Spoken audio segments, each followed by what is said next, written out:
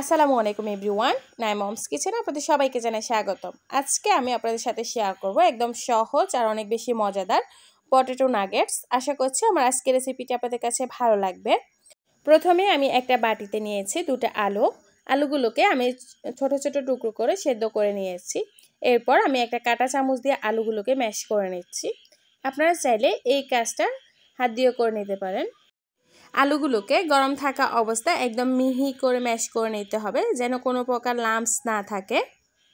আলুগুলো ম্যাশ করে নেওয়ার পর এখন আমি এখানে দিয়ে দিচ্ছি 1 টেবিল চামচ ধনিয়া পাতা কুচি, দিয়ে দিচ্ছি আমি এখানে হাফ চা চামচ চিলি ফ্লেক্স। এরপর আমি এখানে দিয়ে দিয়েছি 1/4 চা চামচ গরম মশলা, দিয়েছি 1/4 চা চামচ ভাজা জিরা গুঁড়া, দিয়েছি আমি 1/4 চা চামচ চাট মশলা। এরপর আমি এখানে দিয়েছি 1/4 চা চামচ সাদা গোলমরিচের গুঁড়া, দিয়ে দিয়েছি আমি এখানে স্বাদ মতো লবণ। এরপর আমি এখানে দিয়ে দিয়েছি 2 টেবিল চামচ পরিমাণ কর্নফ্লাওয়ার পরিবর্তে আপনারা চাইলে এখানে চালের গুঁড়াটাও দিতে পারেন।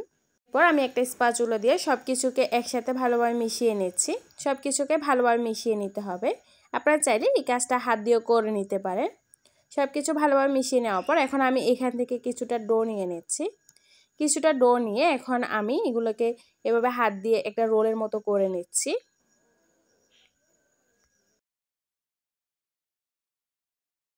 আমি একটা লম্বা আর চিকন রোল তৈরি করে নিয়েছি। এরপর আমি একটা স্প্যাচুলা দিয়ে এভাবে রোলটাকে একটু চ্যাপ্টা করে নিচ্ছি।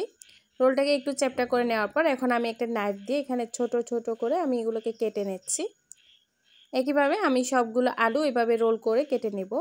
এরপর আমি একটা বাটিতে রুম টেম্পারেচারে থাকা একটা ডিম নিয়ে নিয়েছি। কিছুটা লবণ দিয়ে আমি ডিমটাকে খুব ভালো মতো ফেটিয়ে নিচ্ছি।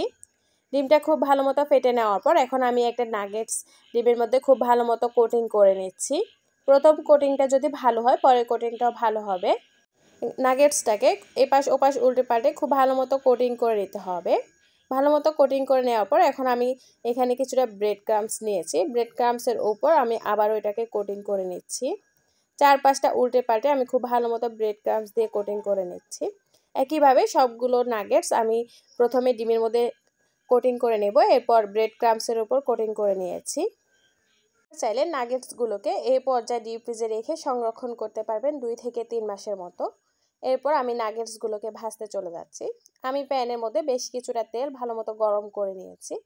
তেলটা গরম হয়ে যাওয়ার পর এখন আমি একে একে নাগেটসগুলো দিয়ে দিচ্ছি। প্রথম অবস্থায় তেলটাকে খুব ভালো মতো গরম করে নিতে হবে। এরপর চুলার আঁচটা একদম লো মিডিয়ামে রেখে এগুলোকে উল্টে পাল্টে ভেজে নিতে হবে।